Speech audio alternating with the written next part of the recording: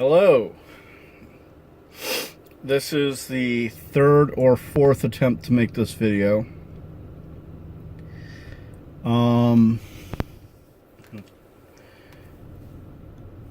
Last week I had a major case of depression because of something that someone said in regards to the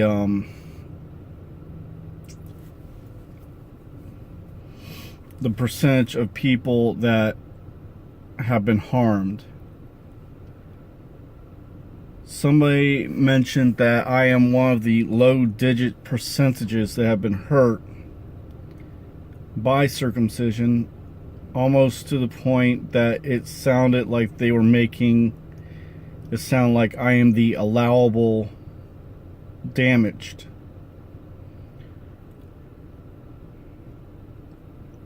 That we are, those of us who are hurt are the acceptable loss.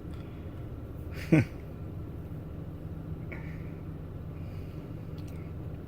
bet you if they felt harmed that they would be thinking the other way, wouldn't they? But regardless, right now, unless you've been living under a rock, there's been a couple of doctors who have been, I believe, detained. I don't know if there's actually been formal charges brought against them for female genital mutilation.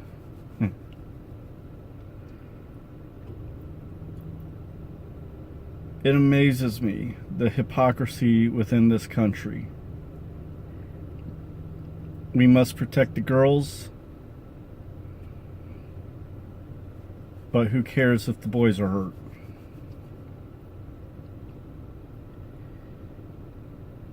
Now, there was a husband and wife team, and they were the second ones who were caught doing this. The first one that was caught doing this was also within the same state as the other two. They were all in Detroit, Michigan. And the sad thing about this is this might actually shed light onto what happens to boys.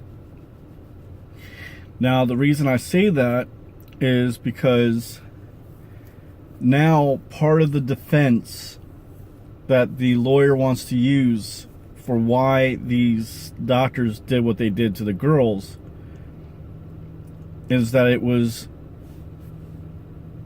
freedom of their religion. Now,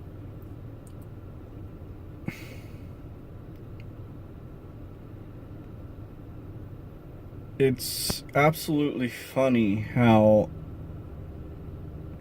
religious practices get a free pass to, from being illegal. I mean, we look at the Jewish ritual of the Metzitza B'Peh. Again, I don't care if I'm ruining that. It's disgusting.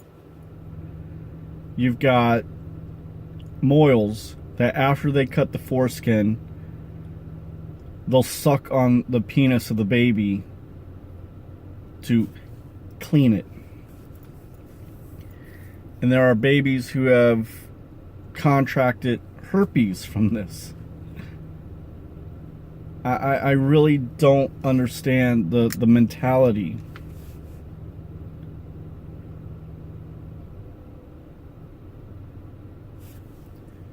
So, I mean,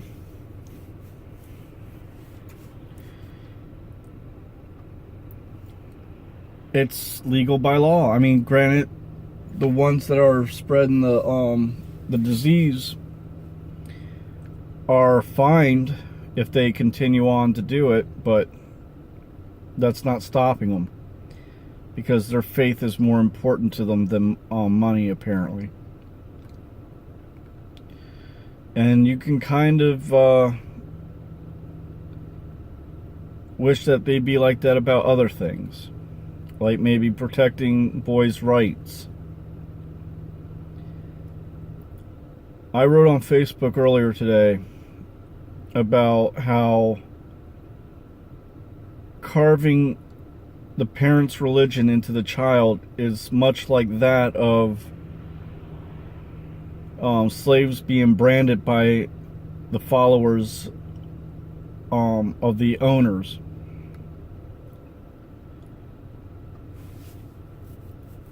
Because the child didn't choose it, and more than likely the parents never chose it for themselves.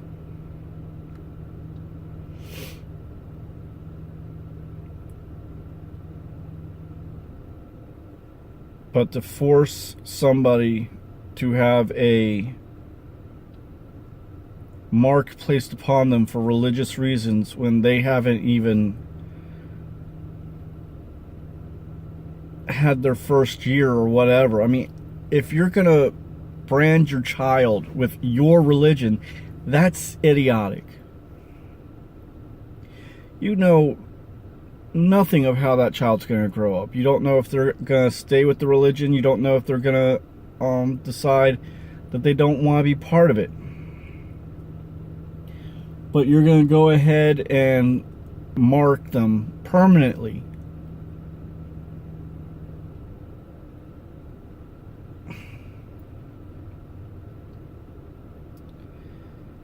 But that's my belief on it.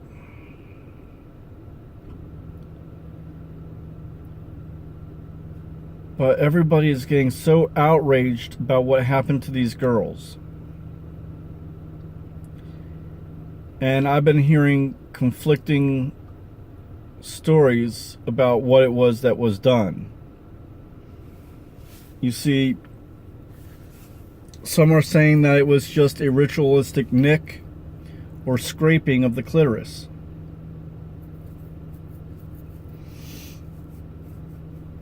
If that's true, then what was done to them is a lot less severe and damaging than what is done to boys. But yet it's still illegal.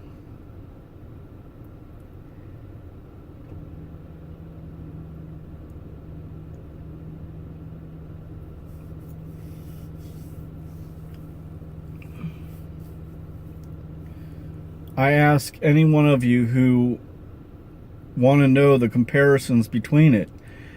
Well, one of the biggest things that a lot of people say is that it's done to oppress women's sexuality, and guess what? In America, so was circumcision. Circumcision was done to stop boys from masturbating. A man by the name of John Harvey Kellogg, the same man that created Kellogg's Corn Flakes, brought the idea of circumcision over after a flawed study in Europe was done. But when the study in Europe showed that it failed, he didn't care. He still pushed that it be done over here. And one of the things that he put in his book, Plain Facts for Old and Young, is that circumcision should be done without any anesthetic, as to imprint the idea of pain with that part of the body.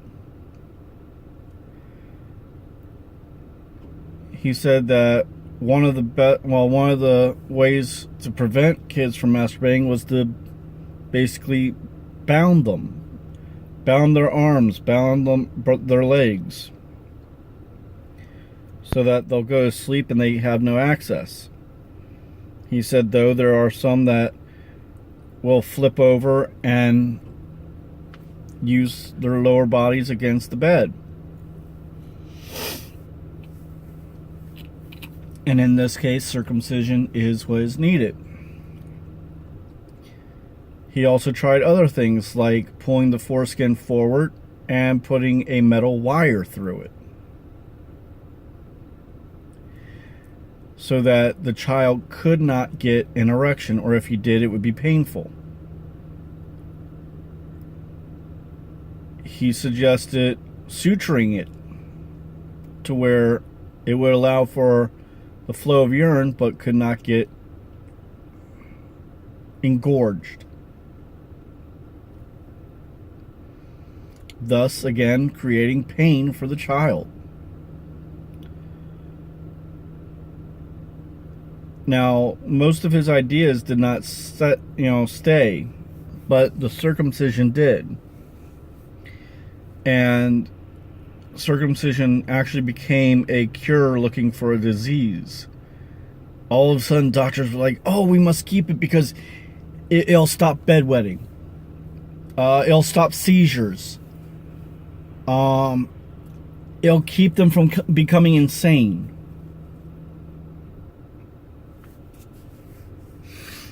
With no real studies to show these effects.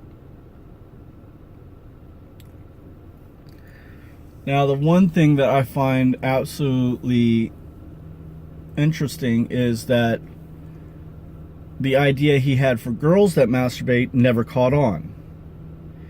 And back then, they decided to protect the girls as well from being mutilated.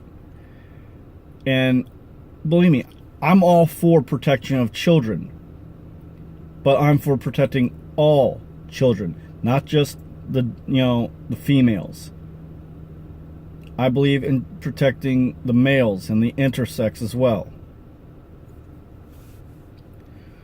I want to get that out and over with so that you all understand where I'm coming from.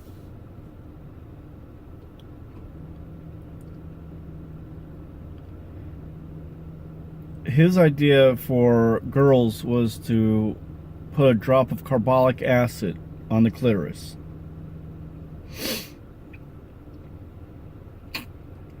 Funny how that wasn't at all around right now. Now, I'm sure a lot of you are noticing the shirt a little bit. Let me make it a little bit easier for you to read. I went this weekend to Foreskin 2017. It is a intactivist rally and conference that takes place. I got to meet a few of the big names in intactivism. One, Ryan McAllister, the guy who's responsible for Elephant in the Hospital. I got to meet Scott Harris, who I believe has something to do with doctors opposing circumcision. I got to meet Intactivist Circle and a few local and not so local intactivists.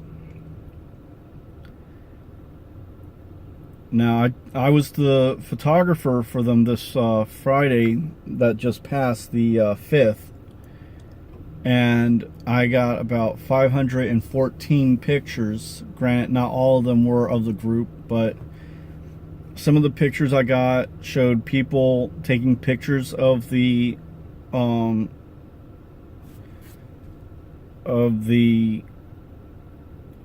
signs that we had. The people wearing the red blotched pants showing, blood-stained men represented. I got pictures of parents trying to pull their kids away from us because they were afraid that the kids, I guess, would learn what might have happened to them. We had people yelling at us that we shouldn't be there when there's going to be families there. It's all right to try and respect other people, but boys don't get the respect, everyone's wanting in return. We had one guy start singing hymns at us, and I had to let him know that in the New Testament it actually says not to circumcise, and his wife came over and go, "Excuse me, did you just quote the Bible?" I'm like, "Yes, ma'am, I did." And I'll tell you right now that the book verse, well, chapter and verse that you need to do, she's like, hold up. You know, I'll look it up later. But that's the problem. A lot of people who say, I'll look it up later, don't actually look it up. And they go on their merry way thinking that they're right. Well, while she was talking to Norm, who was the head of intactivist circle that was helping out this weekend, who organized everything, it looked like, while she was talking to him, I brought it up on my phone and she took a screenshot. And the thing is, in Galatians chapter 5 verse 2, it does say that, know that I, Paul, say that if you are circumcised, you are of no value to God. And it goes on up to, I think, verse 12, I'm not sure, but at one point it says that if you are circumcised, then you must keep to the old laws. So what that means is that, you know, men are not supposed to be around women that are on their period. They are not supposed to be eating pork. They are not supposed to be wearing clothes with two blends of fabric together. They are not supposed to talk back to their parents. All those laws that are in the Old Testament, they have to keep if they are circumcised. But people pick and choose what they want to believe.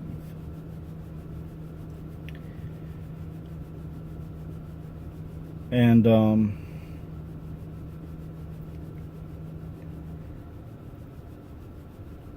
we had one guy just lift his son and put him in front of one of our signs, like, too late. But I got a lot of pictures of people actually having conversations with some of the other intactivists around. We had people who came from other countries looking at us like, why are you protesting this? And when I explained that it's done to our children, they're like, well, that's insane. Because most other countries will not do that to the children, because the children, there's no real benefits until you get older. And even when you're older, most of the benefits can be had without cutting. If you really research it, the more you really research it, and not just stick to the American research, if you branch out and check like the British Journal of Medicine, you know, the Dutch, you know, medicine and all that, you'll see that they have done more in-depth study into what is done and what is lost when circumcision is done. And right now, I think it's Denmark is wanting to ban all circumcisions until the kid reaches the age of 16. And of course, it's being called anti-Semitic. But it's funny how nobody's yelling any anti-religious or anti-cultural when we're stopping stopping girls from being cut. Well, except for these three doctors that were just caught in Michigan. So, but I had a lot of fun. It actually helped me out with my depression this weekend. But I mean, still, you know, trying to tell people how it harmed me did no good, because, well, I'm fine. You're just one a little bit of botched, you know, circumcisions. I think you should sue your doctor. I can't. Statute of limitations ran out. I had a woman that I had an argument with that I actually argued with her for about an hour. And she was talking about how we as intactivists put a lot of pressure and, just hound newborn, mothers of newborns. Well, I try not to. I know I have in the past, but I try not to. I tried to explain to her how it's harmed me. And again, it's always, but you're the low percentage. When we don't know if I'm the low percentage, because nobody knows exactly how many men out there have been harmed. Nobody knows for certain, because nobody wants to do a study of the long-term effects. She kept quoting all of the bullshit. Oh, it's better for them in cleanliness. Oh, it's better this way. Oh, well then, what do you think about vaccinations? I'm not talking about vaccinations. Vaccinations, in my opinion, don't take away functional, healthy tissue. I haven't researched vaccinations myself yet. Now, I know this may sound pretty much like what I'm saying, but so far my daughter's been vaccinated and hasn't had an issue. I understand that there are people out there that do have issues. And yeah, I think that they have every right to, go after the medical professionals, but I myself have not researched it yet. So that's on me. If anything ever happens, it's on me. And I'm going to take that as, I'm going to take on that it's my fault if anything ever happens, because I didn't do the research. And I'm going to feel bad about it, yes. But a lot of parents out there don't want to do the research because they're afraid of what they're going to find. They're afraid that they're going to find out that they ruined a totally healthy part for no real reason.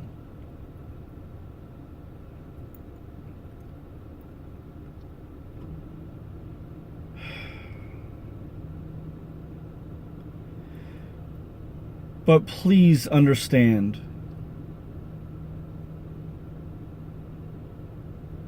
that that's part of the problem, is that it's done for no real reason. Except for money. The woman told me that it cost $400 for her son to be circumcised. I said, well, take that and times it by about 3,000 boys that are born every day, on average. Then take that number and times it by 365. That's why it's not being stopped over here. Because it's too much of a cash cow. Not only that, but they can turn around and sell the tissue.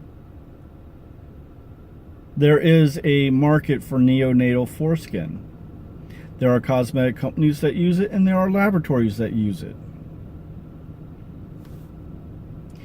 Do the research. If I remember, I can put a link to a place that I found foreskin for sale and show you how much it's worth. I believe it's about $400 and some. So not only is the doctor making money cutting it off and selling it, cutting it and charging you for it, but he's selling it and making another profit.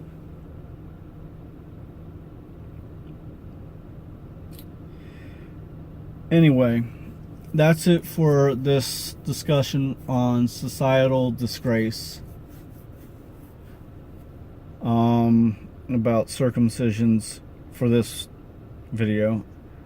I will be making another video soon about ride sharing, and I ask you for opinions on that as well, because I've had some interesting things happen, and I'm trying to give you advice on how not to how not to get charged, you know, if you're going to decline. All right. Till later, it's Fletch. Bye.